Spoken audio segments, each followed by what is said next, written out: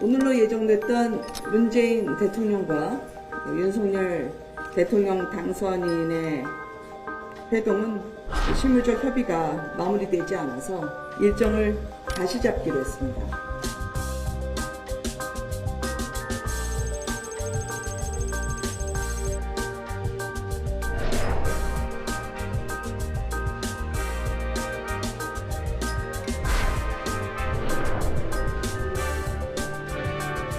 상대당 대통령 당선자 신분으로 이런 부분을 현직 대통령한테 건의하는 것 자체가 저는 매우 부적절한 거라고 생각을 하고요.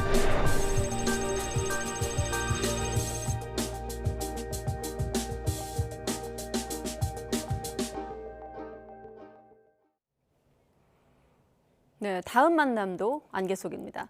대통령과 당선인의 회동, 돌연 이렇게 무산, 연기가 되고 이명박 전 대통령 사면 문제나 공공기관 인사권을 두고도 장외의 설전도 치열한 상황입니다.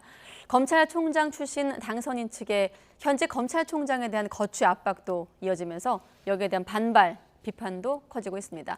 정권 2학기 신고 권력의 충돌이란 표현까지 나오고 있는 상황인데요. 나이트 포커스 오늘은 박창환 장한대 교수, 이종근 시사평론가 두 분과 함께하겠습니다. 네, 안녕하십니까? 안녕하십니까? 예. 네. 그러고 보니 대선 딱 일주일 만에 인사드리네요. 어제 이 시간에는 두 사람이 만나서 어떤 좀 앙금을 노출할까를 가지고 얘기를 했었는데 만나기도 전에도 신경전이 드러나고 말았습니다. 전례가 없는 일이지 않습니까? 그렇죠.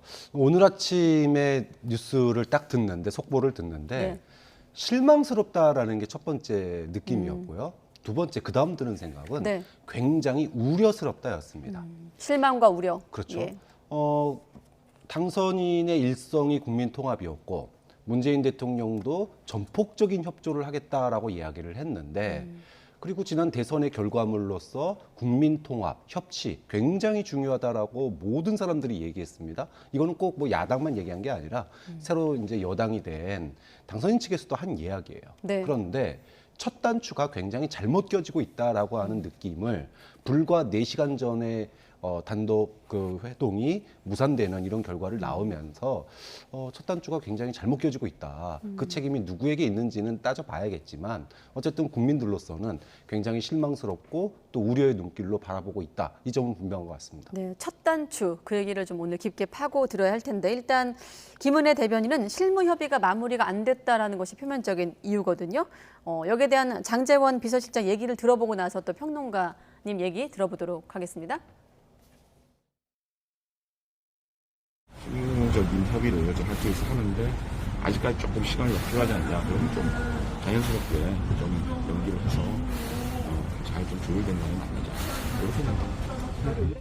청와대하고 우리하고 이 문제가 뭐 결렬, 무산 이게 아니라 실무적인 협의를 계속해 나가겠다라는 그걸 달았잖아요. 사면 요청의 권한은 대통령이 갖고 있습니다. 그거를 우리가 괜찮아요. 그거를 우리가 답을 들어야 그런 걸로 지금 충돌하고 있는 게 아니니까. 그러니까 시간을 좀 주시고 어차피 공개된 것 자체가 이게 너무 촉박한 상황에서 공개가 된 거니까. 네, 앞서 저도 단어를 고를 때 무산, 불발, 연계 속에서 좀 단어를 골랐는데 다 사실 맞는 것 같기도 하고요. 네, 그렇습니다. 일단 정권 교체기에 그러니까 정권이 승계되는 그런 과정이 아니라 정권이 진영이 교체되는 네. 시기에 있어서의 신구 그러니까 이 현직 대통령과 당선인의 만남은 언제나 사실 원만하지는 않았어요. 네. 특히 이렇게 노무현 대통령과 이명박 당선인을 기억하시겠지만 물론 만났습니다. 그리고 1시간 40분 동안 만찬도 했고요. 네. 근데 그 이후에 노무현 대통령이 막 화가 나서 인수위에다 대고 이렇게도 얘기합니다. 한 번만 더 인사 자제하라고 하면 내가 아예 내 마음대로 다 해버리겠다. 아주 격한 어조로 사실 인수위를 비난하는 어떤 관계가 되기도 하고요. 네. 그렇기 때문에 늘 그렇게 있어 왔다. 쉽게 그 정권 교체를 하는 과정 속에서는 이 정권 이양이 뭐 아주 순조롭게 되지는 않았다라는 것을 비춰봤을 때 네. 그럼에도 불구하고 만찬부터 오찬부터 이렇게 어긋난 건 이 노무현 대통령과 이명박 당선인은 그래도 화기애애하게 밥은 먹었거든요. 네. 근데 밥도 먹기 전에 이렇게 불발이 된 건 사실 뭐 교수님 말씀처럼 굉장히 네. 유감스럽죠. 왜냐하면 국민들은 안정된 그런 그 예측 가능한 정치를 원해요. 근데 현직 대통령이든 당선인이든 국민들이 이제 선거가 딱 끝났다면 아 이제부터는 좀 내가 민생도 내 삶도 돌아봐야지 이제 잘 될 거야 이런 마음 속에서 갑작스럽게 불발되면 굉장히 실망스럽지 않겠습니까? 네. 그런데 그럼에도 불구하고 저는 이제 희망을 하나 뭐 두고 싶은 건 양쪽 다 굉장히 표현을 자제하고 있다. 그러니까 누구의 어떤 책임이라고 비난하거나 하지 않고 발표도 동시에 했고 그 다음에 어떤 문제에 대해서도 우리 얘기하지 말자. 그리고 계속 실무 협의를 하자라는 선에서 양쪽 다 언론에 더 이상의 어떤 그 말 표현들을 자제하고 있거든요. 네. 그래서 그나마 양쪽에 무슨 큰 문제가 있고 정말 이제는 다시 만나지도 않고 인수위부터 이제 굉장히 껄끄러운 상황이 되지는 않으려고 서로 노력하는 게 아니냐. 최소한 그 정도는 인정해 줘야 된다라는 생각입니다. 네, 역대 대통령들 얘기하셨는데 노무현 대통령을 기점으로 그 이후에 이명박 정권으로 이양하는 과정도 기억이 나고 또 DJ 정권에서 이양받는 과정도 기억이 나는데 또 한 가지 또 이명박 대통령과 박근혜 전 대통령이 또 주고받는 그때도 좀 기억이 나고요. 그때와 좀 비교하면 어떻습니까? 뭐 아무래도 정권을 갖다가 교체하는 여야가 바뀌는 교체 시기는 껄끄러울 수밖에 없죠. 뭐 네. 그런 부분들은 인정을 합니다. 네. 뭐 그런 이제 논란이 있을 수밖에 없고. 근데 정치라고 하는 거는 원칙이라는 건 없어요. 정치에 있어서는 모든 게 대화와 타협의 산물이 됩니다. 특히나 정권 교체 같이 민감한 한쪽은 선거에 지고 또 한쪽은 선거에서 이긴 쪽 이런 쪽이 이제 교체를 하는 거 아니겠습니까? 여야의 정권 교체라고 하는 거는 좀 그런 측면에서 대화와 타협의 여지를 만들어가는 것 그게 지난번 문재인 대통령 될 때도 야당에서 뭐라고 그랬습니까? 협치 굉장히 강조했었습니다. 사상 최대의 표차로 당선된 대통령에게도 협치를 요구했어요. 그런데 이번 같은 경우에는 0.73%라는 사상 최소 득표의 당선인입니다. 당연히 협치 얘기가 나올 수밖에 없죠. 그런데 이번 그 무산의 배경을 살펴보면 네, 사실은 언론 플레이가 제일 큰 문제였다고 봐요. 인수위 측에. 그렇죠. 인사권, 그다음에 사면권, 그다음에 뭐 검찰총장에 대한 언급 이런 부분들을 보면 굉장히 고압적이고 언론을 통해서 압력을 행사하는 이미 확정된 듯한 이러한 언론 플레이를 통해서 사실상 청와대를 갖다가 굴복시키려고 하는 이런 어떤 모양새가 취해지다 보니 네. 청와대 측에서는 당연히 방어적이 될 수밖에 없지 않느냐 이런 얘기들이 사후적으로 사실은 당선인이 이런 걸 요구했다. 그리고 대통령도 그 부분에 대해서 고민스럽지만 깊게 고민해서 받아들였다. 이렇게 나오면은 네. 사실은 아무 문제가 없는데 만나기 전부터 뭐 사면할 거다. 뭐 그다음에 건의할 거다. 그다음에 1+1으로 김경수 지사 넣을 거다. 뭐 이런 식으로 계속 흘리니까 청와대에서 도대체 현직 대통령, 아직 임기가 남은 대통령을 네. 어떻게 보고 있는 거냐, 이건 점령군이냐 이런 얘기가 나올 수밖에 없는 거죠. 그런 감정들이 결국은 무산으로 이어진 게 아니겠느냐 네. 봅니다. 앞서 박경미 대변인 입장 보면 실무적 협의가 마무리되지 않아 하지만 실무 차원의 협의는 계속할 것이다라는 말에 대해서 이제 평론가님은 희망이란 표현을 쓰셨는데 청와대 쪽에서는 또 일방적 의제 설정에 강한 좀 불쾌감을 표출한 거라 물론 이제 분석입니다만 그런 것들 좀 포괄적으로 보신다면 이번 어떤 갈등의 원인 어디에 있다 보십니까? 저는 어쨌든 쌍방과실이라고 봅니다. 그러니까 예를 들어서 문재인 대통령의 그러니까 문재인 청와대에 대한 생각을 한다면 좀 불안한 게 언제나 문재인 대통령이 또는 당시 노영민 비서실장이 이렇게 얘기를 해요. 그 퇴임 후 어떻게 할 거냐. 그래 노영민 비서실장 운영위에서 문재인 청와대는 레임덕이 없다. 정점에서 그냥 내려갈 거다. 이렇게 표현을 했고 또 문재인 대통령도 마지막 기자회견에서 작년에 신년 기자회견에서 기자들이 물었을 때 네. 퇴임 이유를 생각해 본 적이 없다. 이렇게 표현을 했거든요. 그런데 가장 중요한 게 사실은 퇴임의 과정입니다. 우리 5년 단임제잖아요.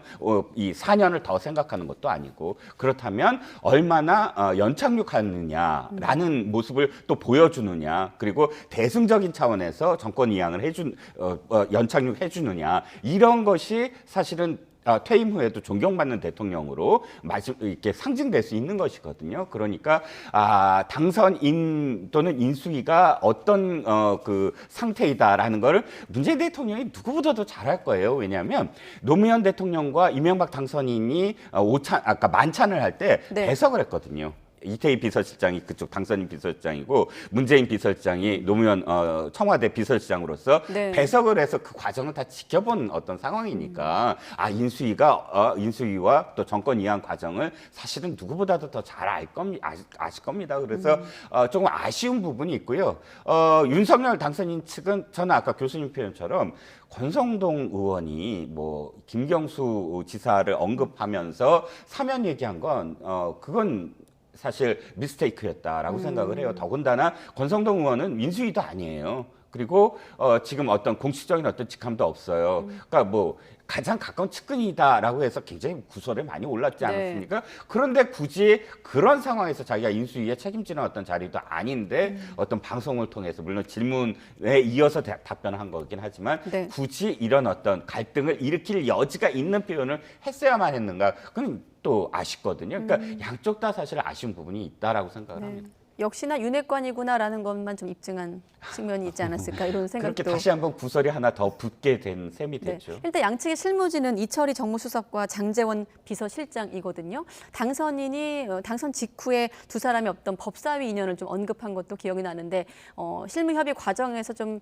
어떤 점이 좀 걸림돌이 될까요? 뭐 난제가 될까요? 언론에서 나온 이야기를 종합해 보면 한 크게 두세 가지 정도 될 것 같습니다. 네. 첫 번째는 임기 말의 공기업 인사에 대해서 인수위 측이 당선인 측에서 임기 말의 인사는 우리와 협의해야 된다 이렇게 딱 이제 선을 그으니까 인사권에 대한 침해로 청와대는 이제 받아들인 것 같아요. 문재인 대통령 측에서는. 네. 예를 들어 이게 이제 아다르고 어다르는 게 정치라고 하는 게 정치력이 발휘되는 거거든요. 정치력이 발휘된다는 건 이런 겁니다. 들어와서 뭐 대통령이 임기가 5월 9일까지니까 인사는 대통령이 하시는 겁니다. 하지만 제가 앞으로 5년을 국정을 이끌어 가는 데 있어서 네. 경제는 이런 방향으로 좀 이끌고 싶은데 그러면 한국은행 총재하고 이 경제 관련 그 공공기관은 좀 저하고 좀 코드가 맞게 저하고 같이 일을 할 수 있는 이런 인사로 좀 협의를 해주셨으면 좋겠습니다라고 얘기를 하면 노무현 대통령, 문재인 대통령이 그 부분에 대해서 난 그래도 내 마음대로 할 거야 이렇게 얘기하겠습니까? 그건 아니라는 거죠. 그런데 들어오기도 전에 만나기도 전에 언론을 통해서 한국은행 총재 네 멋대로 하면 안 되지 이렇게 얘기하는 거는 완전히 다른 문제예요. 그러니까 과연 그래서 통합이 되겠느냐, 협치가 되겠느냐라고 하는 게 이 언론 플레이에서 나타나고 있다라는 겁니다. 네. 또 하나는 두 번째 문제가 이제 MB 사면 문제인데 이거야말로 굉장히 큰 아까도 이제 권선동 의원이 실수한 거다라고 얘기를 하셨지만 문재인 대통령이 임기 말에요. 사실은 지난 대선 기간에 네. 이재명 후보가 간절히 원했음에도 불구하고 방역 완화라든지 소상공인에 대한 전폭적인 지원을 하지 않았습니다. 나름대로 문재인 대통령이 예산과 원칙을 갖다가 지켜나가려고 한 고민한 흔적이거든요. 그런 부분들이. 사면권도 마찬가지죠. 말기에 대통령이 사면권을 행사하는 데 있어서 굉장히 조심스러울 수밖에 없어요. 특히나 지지층 눈치도 봐야 됩니다. 그런데 그런 사면권에 대해서 조심스럽게 얘기를 해도 지금 고민할까 말까인데 여기도 되고 대통령의 측근이었던 김경수 지사의 사면까지 마치 정치적인 거래를 하는 것이냐, 이거 100% 확실하다 이렇게 얘기를 하면 문재인 대통령으로서는 굉장히 자존심에 상처를 내는 그런 앞에서 언론 플레이로 상처 다 내놓고 뒤에 와가지고 왜 만납니까 그러면은 일방적으로 통보지? 당연히 그런 상황에서 만남이 제대로 이루어질 수가 없는 거죠. 그런 측면에서 아까도 이번 회동의 가장 큰 어그러진 측면은 당선인 측의 정치력의 부재다. 그리고 과도한 언론 플레이다라고 봅니다. 네, 이런 분위기는 장외 설전으로도 이어지고 있습니다. 민주당 의원들 이명박 전 대통령 사면이 거론되는 것과 관련해서 반대 입장을 밝히면서 건의 자체가 부적절하다 이런 입장이거든요. 어떤 얘기들이 나왔을까요? 상대당 대통령 당선자 신분으로 이런 부분을 현직 대통령한테 건의하는 것 자체가 저는 매우 부적절한 거라고 생각을 하고요. 저는 개인적으로 중대한 범죄자가 정치적인 이유로 사면되는 것에 대해서 원칙적으로 반대를 합니다. 참여하고 싶으면 본인이 취임한 이후에 하면 되는데 어떻게 보면 물러나는 대통령에 대한 짐을 지우는 측면도 있기 때문에 최종적인 판단은 이제 대통령께서 하실 텐데 과연 국민적 공감대가 형성이 돼 있는가 하는 부분이 첫 번째 아마 고려가 될 것이고요. 권성동 의원의 말씀처럼 마치 그렇게 이렇게 뭐가 한 묶음으로 패키지로 하는 것을 뭐 검토하고 있다는 건 저는 그거는 적절치 않은 이야기이다. 예. 혹시 그런 생각을 하신다 하더라도 그걸 말씀하시는 것은 적절치 않다고 보고요. 일단 공개적으로 전반적으로 이제 반대 입장인데 특히나 그러면 필요하면 당선인이 취임하고 나서 해라 이런 입장도 나왔어요. 네, 그런데 솔직히 제 생각에는 프로토콜이 이거에 있어요. 만약에 청와대가 아무런, 그러니까 협상은 계속 했다는 거 아니에요, 협의를. 근데 아무런 의지가 없다면 당선인 측에서 먼저 이야기할 수 있는 사안인가? 저는 사면이야말로 그래서는 안 된다고 봅니다. 최소한 어느 정도는 사면에 서로 간의 그런 합의 또는 협의가 진행 중이었던 걸로 알아요. 네. 아까 권성동 의원이 나선 건 잘못됐지만 그럼에도 불구하고 사면 때문에 이게 틀어졌다라고는 생각하지 않습니다. 그러면 시청자분들의 이해를 돕기 위해서 네네. 이 정권 2학기에 사면이 거론되는 이유에 대해서 좀 배경 설명을 좀 부탁드릴게요. 이를테면 지금 당선인이 뭐 취임하고 나서 하면 되지 않겠느냐라는 생각도 들 수 있거든요. 그렇죠. 의문점이. 그렇지만 이게 진영에 대한 얘기예요. 예를 들어서 내 진영에서 내 사람 또는 내 진영에서 함께 있었던 사람 또는 내 진영에서 전직 대통령 이렇게 사면해 주는 것과 내 진영이 아닌데 상대방 진영의 사람들을 사면해 주는 것과는 사면의 의미가 달라지거든요. 예를 들자면 옛날에 그 사면해 준 사람들을 한번 보죠. 네. 노무현 대통령 시절에 안희정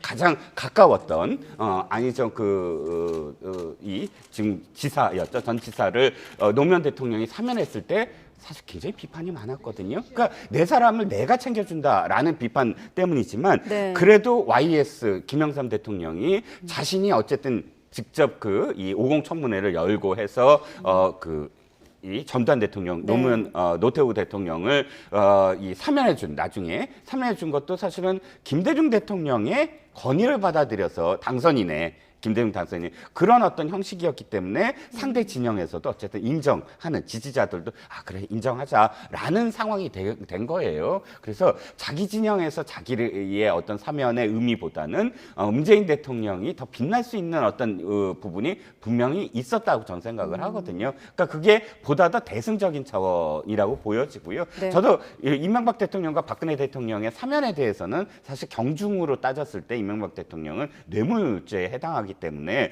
국민 감정이 더 나쁠 수도 있고 저도 네. 사실은 그거에 대해서 찬성하는 입장은 아니에요. 하지만 우리가 새롭게 시작하는 언제나 새로운 시대를 5년 열 때 무엇인가 우리가 새로운 어떤 통합을 위해서 최소한 무언가를 하자 했을 때는 전직 대통령 81살이 된 전직 대통령을 아무리 그의 죄가 중하다고 하더라도 이제 그 화합의 차원에서 사면하는 것이 어떠냐 또 문재인 대통령이 사면하는 것이 어떠냐 그러면 상대 진영 그러니까 예를 들어서 윤석열을 지지했던 사람들도 박수로 보낼 수 있는 부분이 아니냐 문재인 대통령한테 네. 그런 어떤 기회라고 저는 생각을 합니다. 네. 사면 문제야말로 국민적 좀 여론을 좀 의식해야 되는 대목이 아닐까 싶기도 한데 그렇다 보니 뭐 인수위도 지금의 청원에도 고민이 많은 지점 아니겠습니다. 이런 분위기 속에서 민변도 민주사회를 위한 변호사 모임도 성명을 냈습니다. 사면에 반대한다 이런 입장을 냈거든요. 네. 네. 물론 뭐 사면권을 굉장히 제한적으로 써야 된다 이런 원론에 대해서는 모든 국민들이 다 동의할 겁니다. 네. 그렇지만 이제까지 사면이라고 하는 게 정치의 산물로서 타협의 산물, 정치의 산물로서 쓰여왔던 것도 분명한 사실이에요. 좀 그런 점에서 안건에 사면이나 또는 임기 말 인사권 협의가 안건에 들어가는 것 자체는 문제가 아니라고 봅니다. 그것이 어떻게 보면 그런 걸 통해서 정치가 국민들에게 통합이라든지 협치의 어떤 한 단면을 보여줄 수 있는 거라고 봐요. 네. 다만 그 안건이 문제가 아니라 그것을 결과물로 이끌어내는 능력이죠. 그게 저는 정치력이라고 보거든요. 가장 대한민국이 지난 3년 전 광화문과 서초동 촛불로 국론이 완전히 양분됐던 그런 갈등이 지난 대선에서도 똑같이 나타났습니다. 사람만 바뀌었지. 그리고 대선의 차이 표차도 0.73%예요. 그러면 그 어느 때보다 정치력이 요구되는 시기입니다. 그럼 정치력이 요구되는 시기에 신구 권력이 뭐 저는 사면도 얘기할 수 있고 인사권도 협의할 수 있는데 이거를 갖다가 진짜로 머리를 맞대고 국민들 앞에 우린 이렇게 합의했습니다라고 얘기하는 것과 공개적으로 언론을 통해서 압박을 하면서 네. 내가 요구해서 된 거야. 그리고 지금 인사권 같은 경우에는 임기 말 인사한 거에 대해서 전수조사하겠다라고 지금 국민의힘 측에서 밝히고 있거든요. 이 얘기는 사실상 협치나 무슨 뭐 국민통합과는 거리가 먼 행보예요. 사실상 우리가 인수하고 점령하겠다. 이런 거랑 거의 똑같은 거거든요. 굉장히 일방통행이라는 거죠. 이렇게 놓고 봤을 때 내용의 문제가 아니라 앞으로 국정 운영이 혹시나 통합이나 협치가 아닌 일방적인 독주로 흐르지 않을까라고 하는 우려 때문에 첫 단추가 잘못 깨지고 있는 거 아니냐라고 하는 우려를 갖는다는 거지 사면 얘기해서는 안 된다가 아닙니다. 얼마든지 얘기할 수 있어요, 저는요.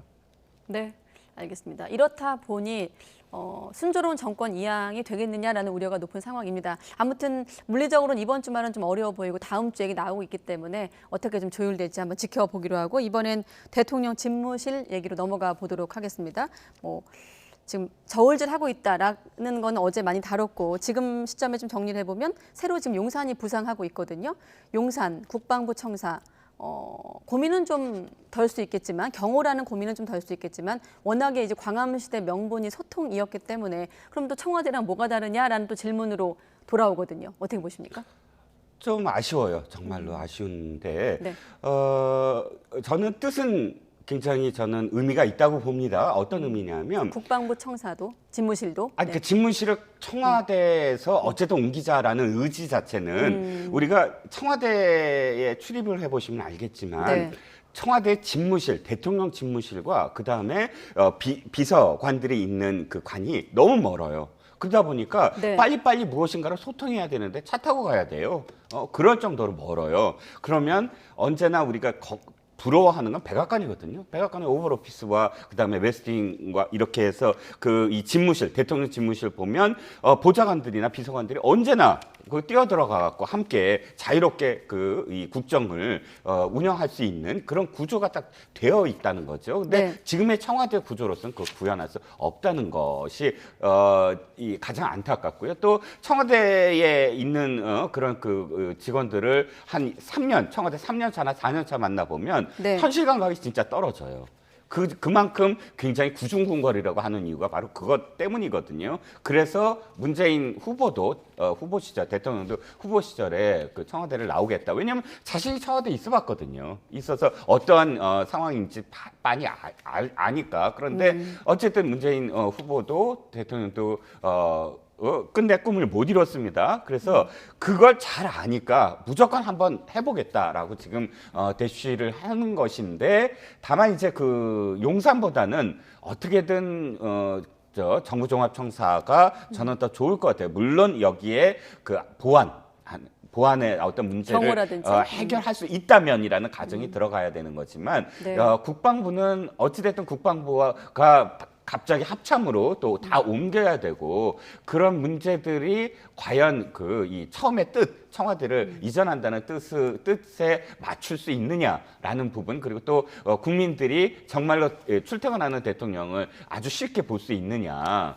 함께 소통할 수 있느냐라는 측면에서는 또 고개가 갸웃거려지거든요. 네, 지금 집무실 관련한 후보지를 양쪽을 좀 비교해 놓은 화면이 나가고 있는데 일단 평론가님이 말씀하신 대로 이제 용산 청사에 대한 어떤 우려, 또 다른 이제 구중궁궐이 될 수 있다라는 내용을 포함해서 사실 취임식까지 한 2달도 남지 않는 시점이거든요. 그렇다 보니 이제 국방부 직원들도 이전 가능성이 나오는 만큼 좀 내부가 좀 어수선하다 이런 보도들도 나오고 있고 좀 맞물려서 본다면 어떻게 예상하십니까? 네, 그게 좀 생각보다 좀 어려워지는 것 같아요.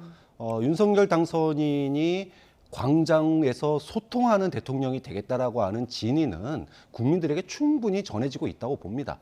5년 전에 문재인 대통령도 노력을 했었고 예. 하지만 안 됐고 이번에는 꼭 하겠다. 정말 좀 됐었으면 하는 바람이 저도 있었는데 좀 굉장히 안타까워지고 있어요. 광화문이 아닌 용산이라면 굳이 청와대를 이전할 필요가 있을까? 지금 방금 전에 평론가님 말씀하신 것처럼 대통령과 비서관들이 함께 근무하는 꼭 청와대 안에다 건물 새로 지으면 하나 더 지으면 안 되나요? 그런 생각도 들고 용산 저도 뭐 삼각지 지나다 봤지만 그 국방부 건물이 굉장히 외딴 섬처럼 돼 있지 않습니까? 지금 청와대도요. 한 100m만 나가면 삼청동이고요. 100m만 나가면 서촌이에요. 관광객들 바글바글합니다. 국민들 만나려면 얼마든지 만날 수 있어요. 그렇기 때문에 저는 용산이 군기지로 대통령이 이전하는 게 어떤 상징성이 있을까, 국민들에게 어떤 감동을 줄까, 그렇게 놓고 본다면 굉장히 좀 약해지는 측면도 있고, 또 하나 2달 안에 무조건 해야 되는 거 아닙니까? 5월 10일까지. 네. 그러면 2달 안에 우리나라 군의 어떤 핵심 포스트가 오갈 곳이 없어요.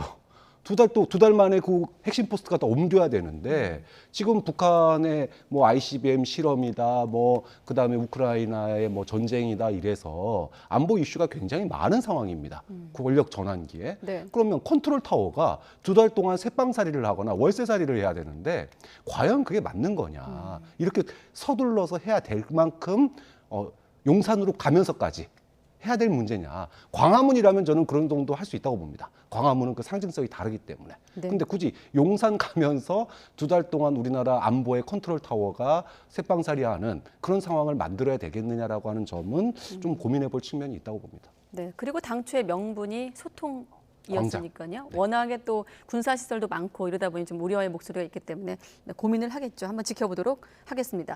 자, 그리고 인수위 인선도 한번 들여다 볼 텐데 좀 면면을 살펴보면 어제도 잠깐 이 얘기를 언급했는데 우리가 앞서 얘기를 할 때 나왔던 인물들, 뭐 김은혜 대변인도 그렇고 장제원 비서실장도 그렇고 지금 알려드릴 화면에 좀 띄워봐 주시죠. 익숙한 이름들이 많습니다. 네. 이동관, 임태희, 윤진식까지. 이를테면 MB정부 인사들 아닙니까? 그렇다 보니 이제 민주당에서 공격하는 측면도 있고, 자, 면면들을 좀 본다면 평론가님은 어떻게 보십니까? 일단 네. 일부 그 MB 이명박 대통령 시절에 청와대에 있던 분들, 임태희 비서실장이나 이동관 대변인 눈에 네. 띕니다. 하지만 또 이렇게 보셔야 될 것 같아요. 다 네. 특별 고문이잖아요. 고문이라 하면 상당히 뭐 자문단 정도의 어떤 역할이고, 네. 실무진들 한번 보죠. 가장 높은 그 포스트가 안철수 위원장이잖아요. 예. 인수위원장. 그 다음에 두 번째로 높은 포스트로 얘기하면 지금 김한길 국민통합위원장 이렇게 보여져요. 네. 이 두 분은 출신이 어디죠? 새정치민주연합, 즉 상대당, 지금 민주당의 전신인 새정치민주연합의 대표를 지낸 분들이에요. 그렇다면 이게 꼭 MB 사람들이 지금 포진해 있다라고 하기에는 아예 가장 중요한 역할들을 지금 아예 이종교배를 한 상황 아니겠습니까? 그리고 또 면면이 실무진들을 들여다보면 박근혜 대통령 시절에 청와대에서 아주 실무의 역할을 했던 강석훈 교수, 강석훈 전 의원, 또 정책특보죠. 예, 앞서 지나갔던. 그다음에 네. 김현숙 그 보건복지 비서관, 숭실대 교수요 지금. 네. 이 두 사람이야말로 또 청와대, 그 박근혜 청와대에서 실무, 경제 실무 한 사람은 보건복지 실무로서 역할을 했던 사람들이고, 네. 그래서 전체적으로 봤을 때 고문에 있는 사람들이 좀 MB 정부 또 청와대에 있던 사람들이라고 해서 전부 MB 사람들이다라고 하기에는 굉장히 다양한 그런 지금 이 출신들을 포진했다라고 저는 보여지고요. 또 이 보수 우파 정권을 보면 어차피 MB 정권과 박근혜 정권 사람들을 함께 써야 되지 않겠습니까?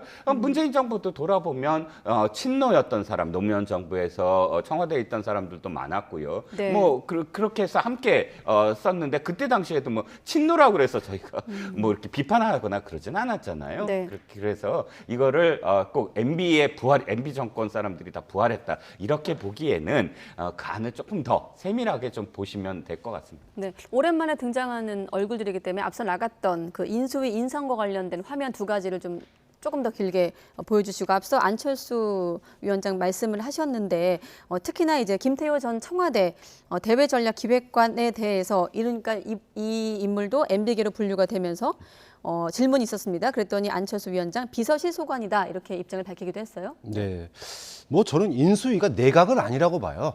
만약에 내각에 지금 인수위원이나 아니면은 여기 특보들처럼 정말로 MB 정권에서 주요 포스트에 있던 분들이 대거 들어간다.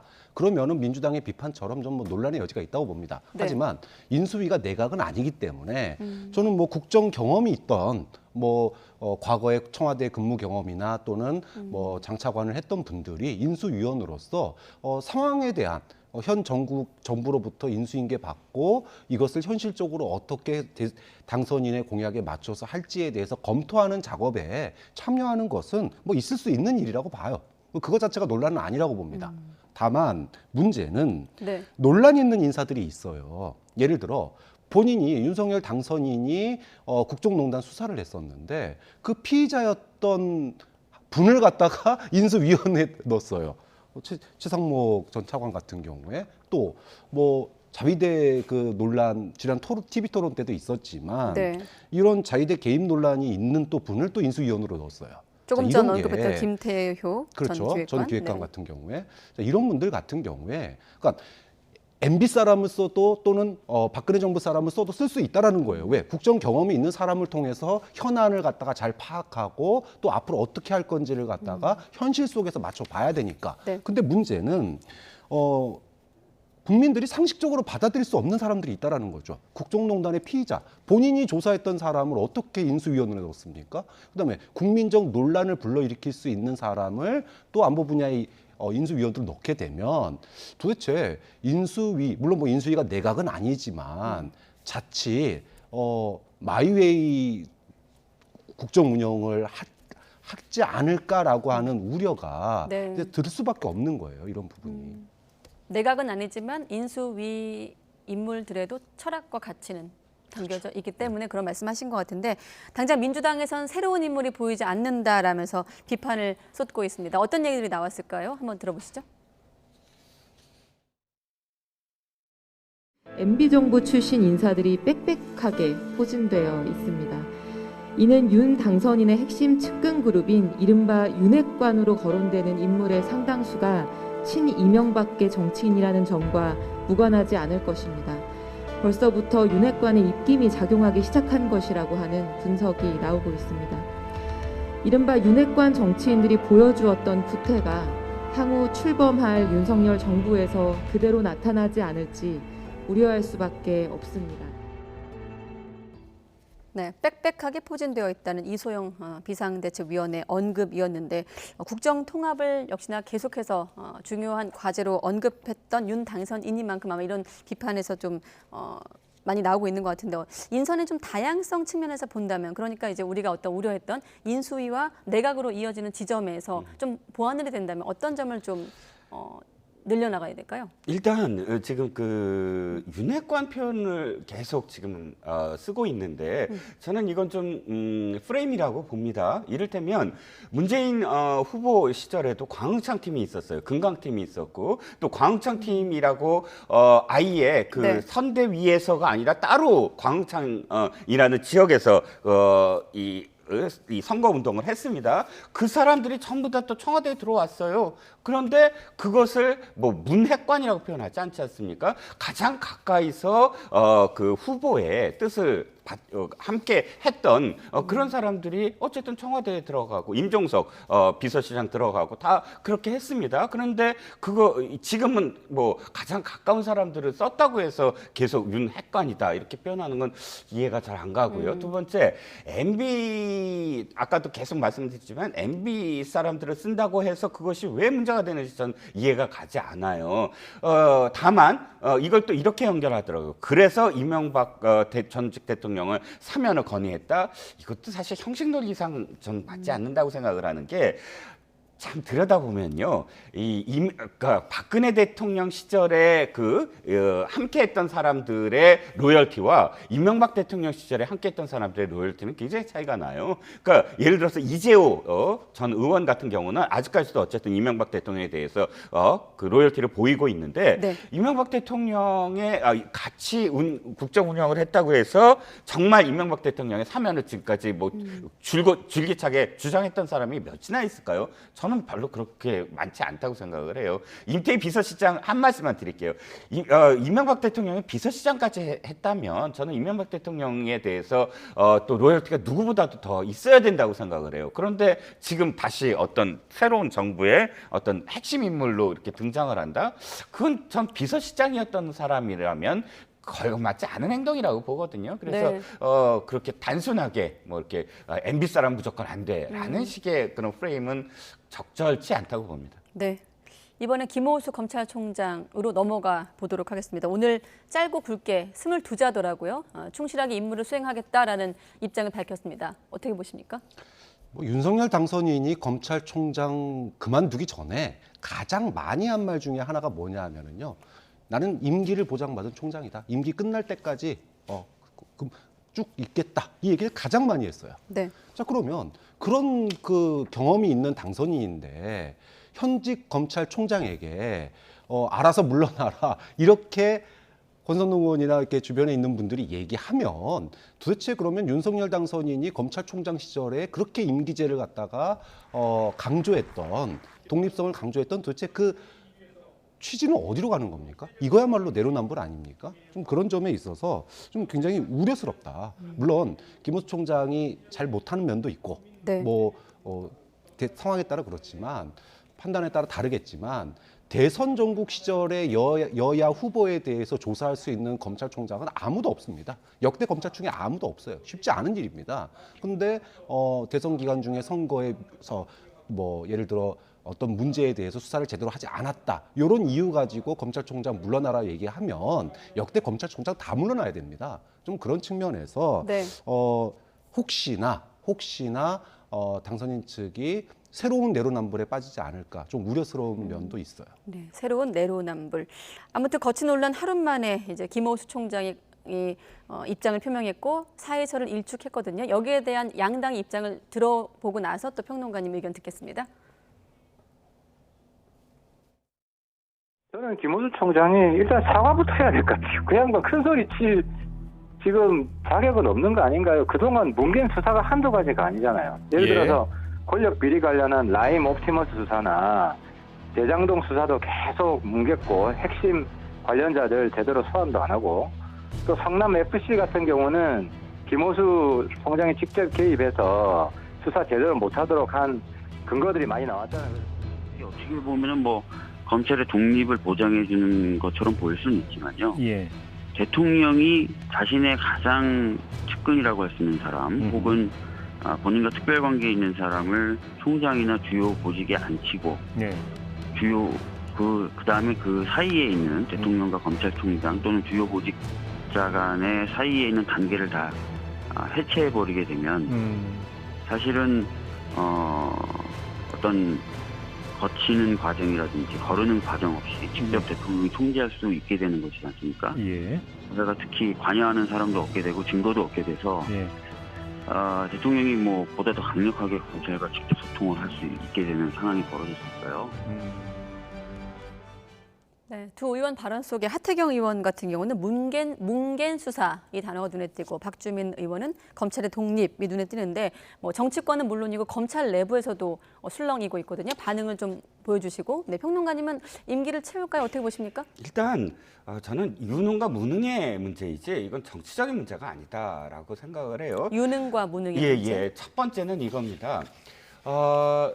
윤석열 당선인이 예전에 검사 시절에 왜 그렇게 초점을 받았냐면 어떠한 정권에서도 사실은 굴하지 않고 그 정권의 가장 핵심 인물들을 구속 수사를 했었어요. 네. BJ 시절에 가장 그 경찰에서의 가장 고위직이라고 했던 총경을 그때 당시에 구속 수사를 했고요. 노무현 정부 시절에 안희정 수사를 해서 구속시켰고요. 그러니까 어떠한 정부도 굴하지 않고 그렇게 수사를 해왔거든요. 그래서 미운털이 박히고 또 뭐 여주지청장으로 좌천 당선도 되고 하지 않았습니까? 네. 그런데 문제는 김호수 검찰총장의 지난 날을 되돌아보면 언제나 그 정부에 가장 가까운 입장을 취해요. 저는 이해가 가지 않았던 게 지금 언제나 이 민주당 진영에서 이야기하는 것이 그거 아닙니까? 노무현 대통령의 마지막 순간을 그런 논두렁 시계를 이야기하면서 검찰의 무리한 어떤 수사에 대해서 이야기를 합니다. 그런데 그때 당시에 중앙지검의 그 검사로 있던 김호수 검사가 뭐라고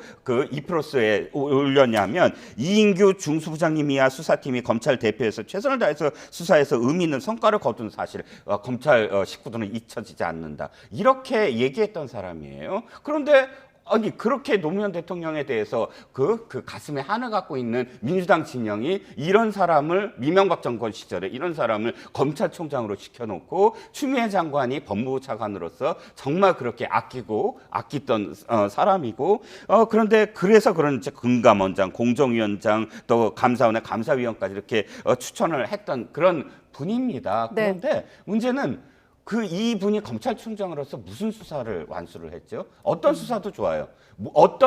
사실 검찰총장 그러면 떠오르는 게 있어야 되잖아요. 있지 않다는 거예요. 그저 떠오르는 건 이렇게 그 정권이 바뀔 때마다 이명박 정권이든 뭐 아니면 문재인 정권이든 정권에 가장 가까운 입장을 취했다. 이거밖에 남는 게 없다는 얘기죠. 네, 알겠습니다.